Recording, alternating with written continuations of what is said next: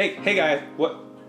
Hey guys, let's get these cameras out of the way. Microphone right here, nice. Background looks dirty as always. So we've all had the question of like, does equipment really matter? How much does it matter? From what I've seen, there's a pretty heavy divide on this. Some people say equipment doesn't matter. Shoot with what you have, your DSLR, phone. And the other half is saying professional gear for professional results. So which is it? These are getting better every single day. These are becoming cheaper every single day. Okay, maybe not that cheap, but like cheaper than it used to be. The gap is closing, which is a great thing because it is enabling everybody, you, me, your cousin Jared, everybody can shoot creative stuff with just whatever they have on them. How important is it for you to shoot on something like this when you can shoot on something like this or even like this? Tomorrow we're doing a shoot at a studio, so we're doing the location scout for it today. I'm looking at the space. They're going for like a sci-fi effect where they're gonna CG in some 3D holographic images. It helps to go in there and look at what gear we need and also what gear we might need to rent. We only have the space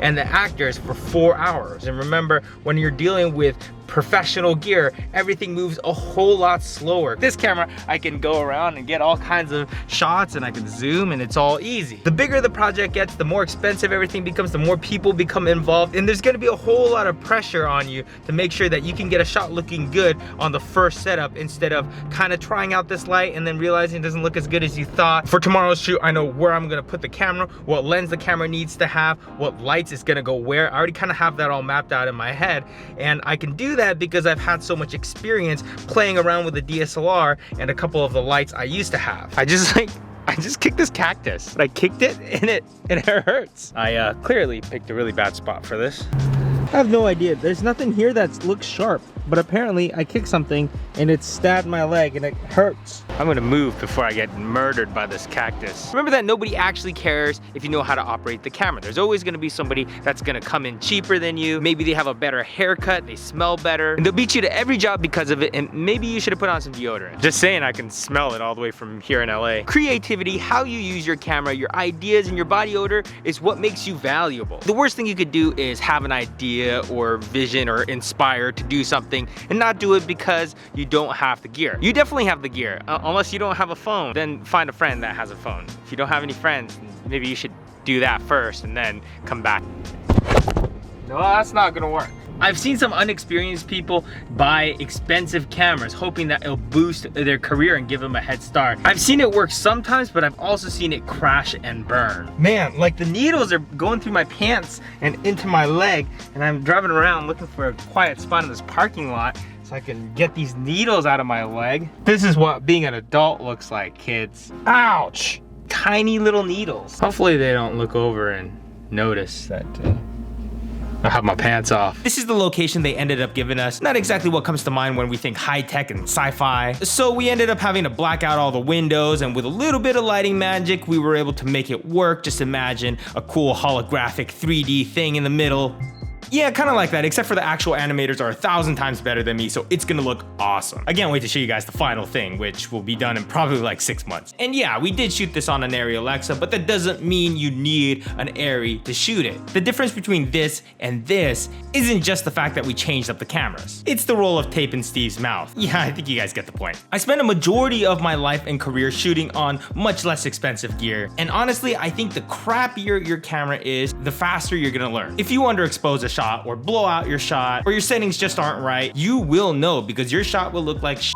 So check this out. Right now I'm filming on the Canon M50. Phenomenal camera, but it's certainly not a cinema camera. If we come over here, you see I start getting really blown out. Same with if you go over here in the dark, you're like, whoa, we need some light over here. You start understanding the subtleties of light and really getting an understanding of how light affects the camera and the overall image. Looking at this camera now, you're immediately like, wow, that's way too much exposure. We should either trim down the amount of light that's coming through, or we need to lower that exposure, right? Now on an Arri or a Red maybe, it wouldn't look as bad. So you might just look at it and be like, oh, that works. It looks pretty good to me. So one of the things I see is inexperienced people go straight to getting the most expensive camera they can possibly afford and go straight into debt just to get the camera. So then you have these people that spend years just operating this camera, and by operating, they just turn it on and they point it at something. They never go through the phase of, oh, stay away from that kind of lighting, and this is how you fix this. And then you have the people with the less expensive camera that knows exactly exactly where to go to find the right light, how to soften a light, how to perfectly set that exposure, know how to use every single tool to optimize their camera, opposed to just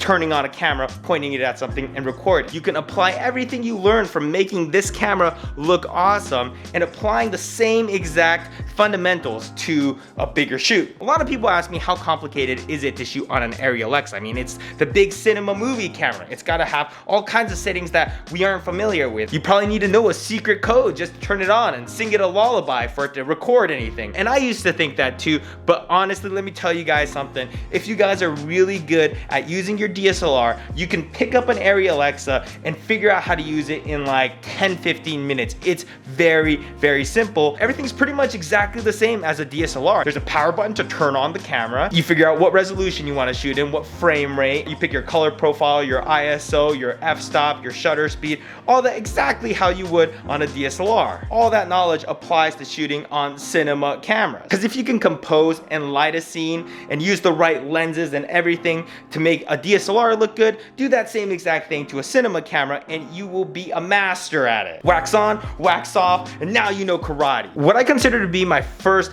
big break project I shot on a Canon T2i, and it was a video for a pretty big company that played on Jumbotrons, and I just couldn't afford or have any access to anything better than what I had, which was a Canon T2i, and that's a camera that you can get on eBay used for like 200 bucks now. Of course, size is a huge factor. I mean, you can take these cameras, throw it in your backpack, go wherever you want, pull out your camera at any time of the day, and know what kind of locations can you shoot in, what time of day, where should the sun be, all that stuff you should be figuring out with a DSLR. Walking around on the streets with a big old cinema camera is such a pain. You're not gonna wanna carry that 30-pound thing around everywhere you go. Everyone's gonna be looking at it. You shouldn't have to force yourself to go through a ton of trouble to get a cinema camera. You can always rent for a project. So yeah, bottom line, a cinema camera is very important. It does provide the best image, no doubt about it, but it shouldn't be something that you're constantly chasing after. If you're thinking about investing in a camera that's gonna tremendously put you in a huge hole of debt and you're worried about having enough work to make sure you can pay off that camera from filmmaking, the time just isn't right yet. You can always rent. And eventually when it gets to the point where the jobs are coming in very consistently and you do the math, you realize, make its money back and have it be worth it for me, then that's when I say, go ahead and make that upgrade. You just don't wanna be in that situation where you're so desperate and eager to get into that like super expensive camera and put yourself in a hole and you don't necessarily get more work out of it. That is a tough place to be. Trust me, I've seen it happen. Owning a more expensive, fancier camera does not make you a better filmmaker. What matters is what's inside you. I feel like Yoda or something right now. So if you don't have the funds for some fancy camera, don't stress it. Make the best image with the camera you have right now. Once that day comes where that dream camera lands in your hands, you are gonna make so much magic. And while you guys have smaller cameras and no producers breathing down your neck or no deadlines, do all the experimenting you can with the gear you have, because now is the time to learn, accelerate,